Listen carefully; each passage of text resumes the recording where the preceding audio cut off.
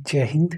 इससे पिछले सेशन में हमने बात की थी करकोटा डायनेस्टी के बारे में, पढ़ा था उत्पल डायनेस्टी के बारे में और बात की थी यशकारा डायनेस्टी के बारे में। डायनेस्टीज़ की इसी बातचीत को आज के सेशन में भी कंटिन्यू करते हुए आज के सेशन में सबसे पहले हम बात करेंगे हिंदू शाही डायनेस्टी के बारे में। हिंदू शाही डायनेस्टी की कहानी क्या रही उस सब के बारे में अब हम पढ़ेंगे, बातचीत करेंगे। इसके बाद हम बात करेंगे छेदीस ऑफ त्रिपुरी के बारे में। इन सभी चीज़ों के बारे में आज हम पढ़ेंगे, बातचीत करेंगे। देखो शुरू करते हैं। सबसे पहले हम बात करेंगे हिंदू शाही डायनेस्टी के बारे में। हिंदू शाही डायनेस्टी की कहानी क्या रही, हमने ऑलरेडी पढ़ा हुआ है कुषाण एम्पायर के बारे में।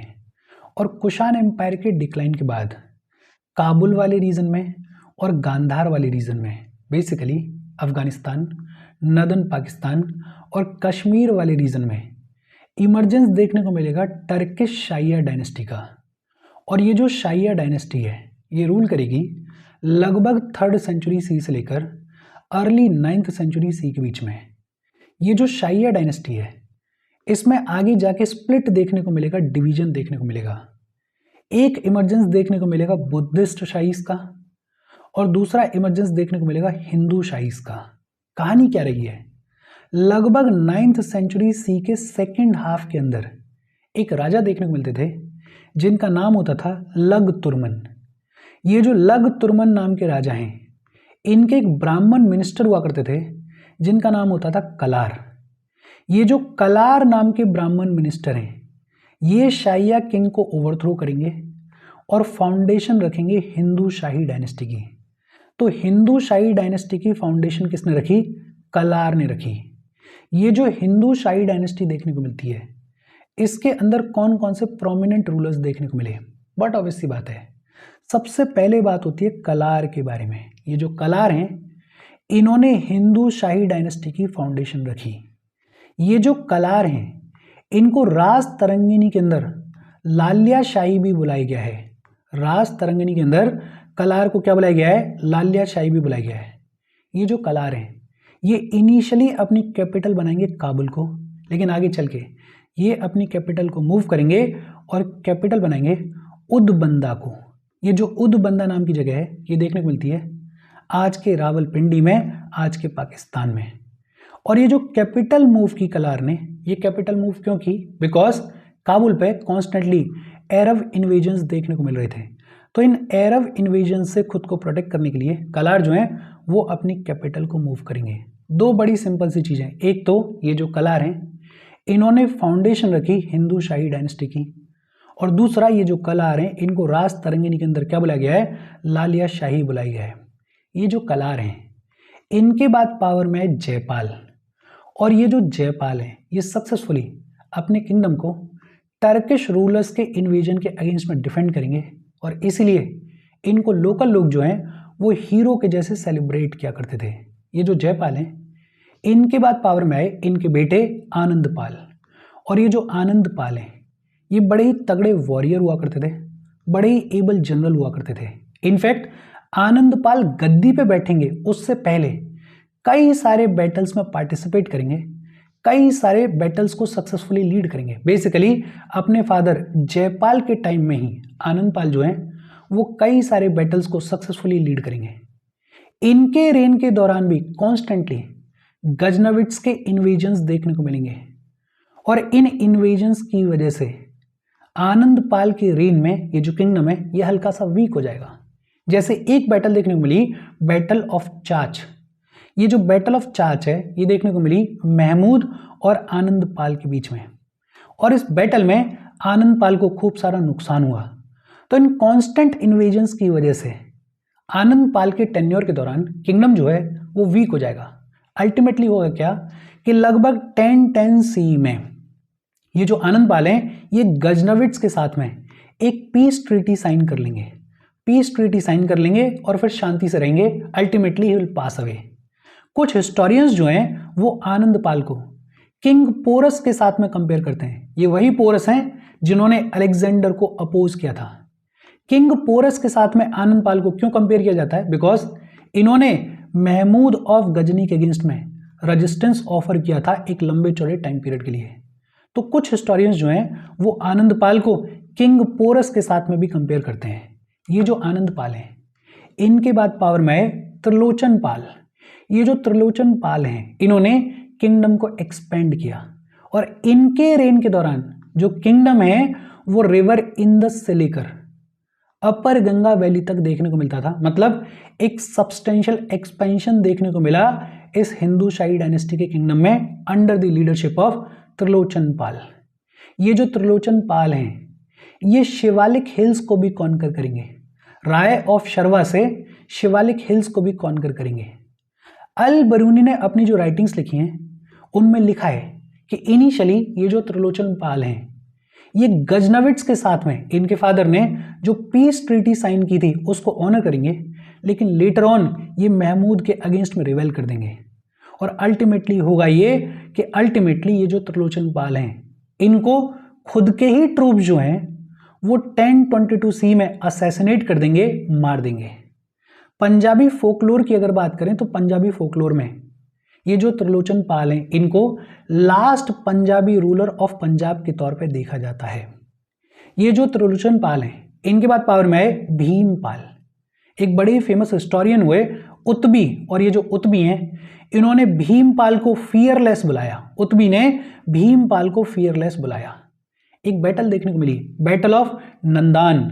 ये जो बैटल ऑफ नंदान है, इस बैटल में ये जो भीमपाल हैं, इन्होंने गजनविड कमांडर महमूद बिन इब्राहिम को बहुत सीरियसली घायल किया था, बहुत सीरियसली वुंड किया था। ये जो भीमपाल हैं, ये एक तरीके से फाइनल शाही एम्परर हैं। लास्ट शाही एम्परर कौन रहे? भीमपाल रहे। और फिर इवेंचुअली धीरे धीरे ये जो किंगडम है इसमें डिक्लाइन देखने को मिलेगा और इस किंगडम को 12th सेंचुरी सी में महमूद ऑफ गजनी जो है वो पूरे तरीके से डिस्ट्रॉय कर देगा। ये बेसिक सी कहानी है हिंदू शाही डायनेस्टी की। देखो, मोटे मोटे तौर पे चीज़ों को याद रखना। एक तो ये जो हिंदू शाही डायनेस्टी है, इसके फाउंडर कौन थे? इसके फाउंडर थे कलार। कलार को राज तरंगिनी के अंदर क्या बुलाया गया है? लालिया शाही बुलाया गया है। कलार के बाद बेसिक तौर पे आनंद पाल के बारे में याद रखना। एक इंपॉर्टेंट चीज़ क्या है कि आनंद पाल ने गजनविट्स के साथ में पीस ट्रीटी साइन की थी। आनंद पाल के बाद बेसिक तौर पे त्रिलोचन पाल के बारे में याद रखना। इनके अंडर ये जो एम्पायर है ये एक्सपेंड करेगा। इंपॉर्टेंट चीज़ क्या है कि इनिशियली ये जो पीस ट्रीटी है गजनविट्स के साथ में, इसको ये ऑनर करेंगे, मानेंगे, लेकिन लेटर ऑन रिवेल कर देंगे और फिर अल्टीमेटली इन्हीं के ट्रूप्स इनको असैसिनेट कर देंगे। इंपॉर्टेंट चीज़ है कि पंजाबी फोकलोर में इनको last Punjabi ruler of Punjab बुलाया जाता है। ये जो त्रिलोचन पाल हैं, इनके बाद पावर में आए भीमपाल। एक बड़े फेमस हिस्टोरियन हुए जिनका नाम था उतबी। उतबी ने भीमपाल को फियरलेस बुलाया और ये जो भीमपाल हैं, he was the final shahi emperor.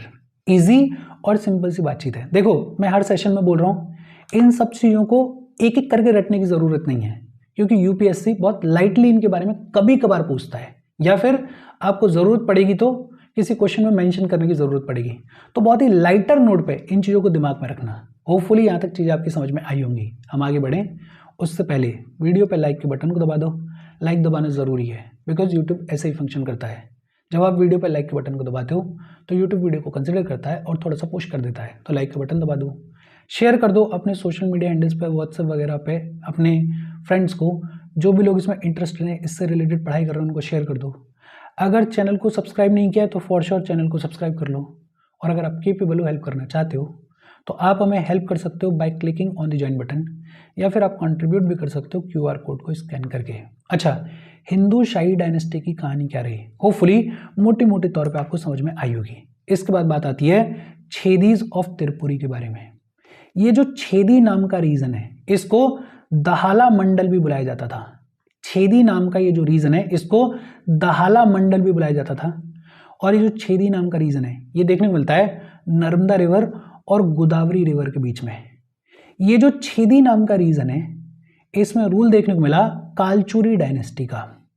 ये जो कालचुरीज हुआ करते थे, ये पहले प्रत्यार्स के सबऑर्डिनेट्स हुआ करते थे, लेकिन लगभग मिड ऑफ 10th सेंचुरी में ये इंडिपेंडेंस डिक्लेयर करेंगे।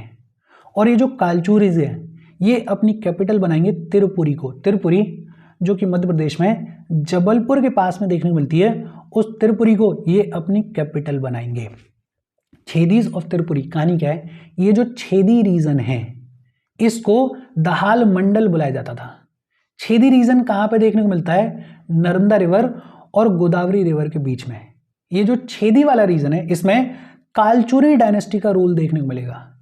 ये जो कालचुरीज हैं ये इनिशियली प्रत्यार्स के सबऑर्डिनेट्स हुआ करते थे, लेकिन लगभग मिड 10th सेंचुरी में ये इंडिपेंडेंस डिक्लेयर करेंगे और ये जो कालचुरीज हैं ये अपनी कैपिटल बनाएंगे तिरुपुरी को। ये जो कालचुरीज हैं ये कॉन्स्टेंटली चंडेल्स के साथ में कॉन्फ्लिक्ट में रहेंगे, लेकिन आगे चल के ये जो चंडेल्स हैं इनके साथ में कालचुरीज के मैट्रिमोनियल अलायंसेस भी देखने को मिलेंगे, मैरिज अलायंसेस भी देखने को मिलेंगे। ये जो छेदीज ऑफ तिरुपुरी हैं इस डायनेस्टी के अंदर, इस कालचुरी डायनेस्टी के अंदर प्रोमिनेंट रूलर्स कौन कौन से देखने को मिले। सबसे पहले बात होती है कोकला वन के बारे में। ये जो कोकला वन है he was the founder of this dynasty. इस डायनेस्टी के फाउंडर कौन थे, कोकला वन जो है वो फाउंडर थे इस डायनेस्टी के। ये जो कोकला वन है इन्होंने नदन कोंकण वाले रीजन को इन्वेड किया। इनफैक्ट ये जो कोकला वन है इन्होंने राष्ट्रकूट किंग कृष्णा सेकंड की मदद की थी अगेंस्ट ईस्टर्न चालुक्यास एंड प्रतिहार्स। ये जो कोकला वन है इन्होंने आगे चल के चंडेल प्रिंसेस से शादी की थी और ये जो चंडेल प्रिंसेस हैं इन्हीं का जो सबसे बड़ा बेटा था वो आगे जाके गद्दी पे बैठेगा, थ्रोन को सक्सीड करेगा, और जो और बेटे हुआ करते थे उनको अलग अलग प्रोविंसेस का, उनको अलग अलग मंडल्स का रूलर बना दिया जाएगा। अब सोचो जो मेन गद्दी है उस पर सबसे बड़ा बेटा बैठा हुआ है और जो अदर प्रोविंसेस हैं वहां पर और छोटे बेटे जो हैं वो रूलर्स बन के बैठे हुए हैं। तो अल्टीमेटली आगे चल के ये जो किंगडम है इसमें डिसइंटीग्रेशन देखने को मिलेगा और एक सेपरेट किंगडम स्टैब्लिश किया जाएगा साउथ कौशल वाले रीजन में। ये जो साउथ कौशल वाले रीजन में किंगडम स्टैब्लिश किया गया, इन्होंने अपनी कैपिटल किसको बनाया, इन्होंने अपनी कैपिटल तुमाना को बनाया। किसको बनाया, तुमाना को बनाया। लेकिन हाँ ये जो डायनेस्टी है, ये जो कालचुरी डायनेस्टी है, इसके फाउंडर कौन है, इसके फाउंडर हैं कोकला वन। ये जो कोकला वन है इनके बाद पावर में आए युवराज। ये जो युवराज हैं इन्होंने राष्ट्रकूट फोर्सेस को किंगडम से बाहर किया था।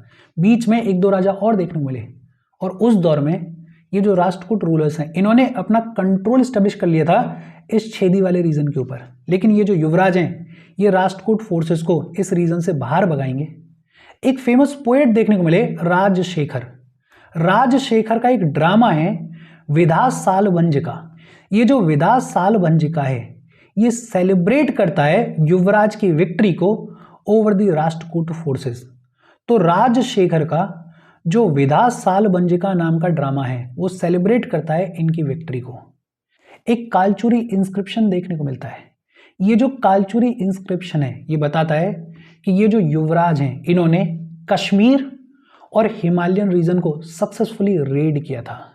ये जो युवराज हैं इनके बाद पावर में आए लक्ष्मण राज, और ये जो लक्ष्मण राज हैं इन्होंने बांग्ला को डिफीट किया था, सदर्न बंगाल वाले रीजन को डिफीट किया था। इन्होंने कौशल के सोमवसमी किंग को डिफीट किया था। इन्होंने लता को इन्वेड किया था और इन्होंने सोलंकी डायनेस्टी के फाउंडर मूलराज वन को भी डिफीट किया था। तो ये जो लक्ष्मण राज हैं इन्होंने सब्सटेंशियली जो मेजर किंगडम्स हुआ करते थे उस दौर में उनको डिफीट किया था। ये जो लक्ष्मण राज हैं इनके बाद पावर में आए गंगेय देव, और ये जो गंगेय देव हैं he was one of the greatest political powers, या फिर ये कहें कि इनके रेन के दौरान ये जो छेदीज हैं they will emerge as one of the greatest political powers. ये जो गंगेय देव हैं ये टाइटल लेंगे त्रिकाल लिंगाधिपति का लॉर्ड ऑफ त्रिकाल लिंगा, उसका टाइटल लेंगे गंगेय देव, और विक्रमादित्य का टाइटल लेंगे। तो ये जो गंगेय देव हैं ये टाइटल लेंगे त्रिकाल लिंगाधिपति का और विक्रमादित्य का। इनके रेन के दौरान जो कॉइन्स इश्यू किए गए उनके ऊपर 4 आर्म्ड लक्ष्मी देखने को मिलती हैं। लक्ष्मी जी की 4 आर्म्स देखने को मिलती हैं और लक्ष्मी जी जो हैं वो लोटस के ऊपर बैठी हुई हैं।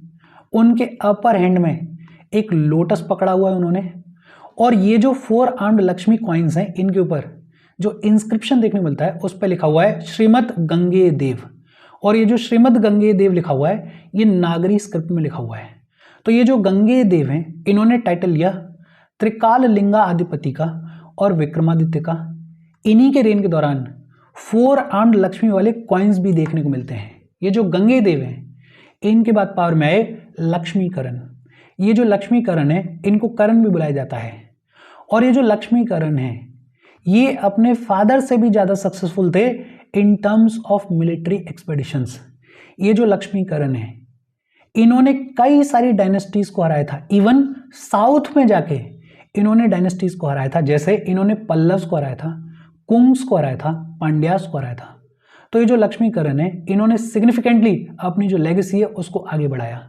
फिर इनके बाद पावर में देखने को मिले यशकरण। ये जो यशकरण है, इनके रेन के दौरान बहुत सारे इन्वेजन्स देखने को मिलेंगे। ये जो यशकरण है, इनके रेन के दौरान डेक्कन के जो चालुक्याज हैं और परमार जो हैं, वो इन्वेड करेंगे किंगडम को। ये जो यशकरण है, इनको चंडेल्स भी हराएंगे। और जब इतने सारे लोग किंगडम को इन्वेड करेंगे तो धीरे धीरे ये जो कालचुरीज की पावर है, ये कमजोर होने लगेगी। ये जो यशकरण है, इनके बाद पावर में आए विजय सिम्हा। और विजय सिम्हा जो हैं, वो लास्ट किंग थे इस डायनेस्टी के। ये जो कालचुरी डायनेस्टी है, इसके लास्ट किंग कौन थे? विजय सिम्हा थे। अल्टीमेटली ये जो छेदीज में कालचुरी डायनेस्टी देखने को मिलती थी, ये खत्म हो जाएगी। और यहाँ पे इस छेदी वाले रीजन में कई सारे छोटे छोटे डायनेस्टीज का इमर्जेंस देखने को मिलेगा। जैसे वारंगल वाले रीजन में इमर्जेंस देखने को मिलेगा गणपतिस का, देवगिर वाले रीजन में इमर्जेंस देखने को मिलेगा यादव्स का, और फिर बघेल राजपूत भी इस रीजन में देखने को मिलेंगे। बेहद सिंपल और इजी सी बातचीत है। देखो, मैं बार बार रिपीट इसलिए भी नहीं कर रहा हूँ बिकॉज ये उतना ज़्यादा इंपॉर्टेंट टॉपिक नहीं है, लेकिन हाँ, बेसिक तौर पे देख लेना। इसके साथ आज की बातचीत हम हमारी खत्म कर रहे हैं। कोई डाउट हो कमेंट करके पूछ लेना। Thank you very much.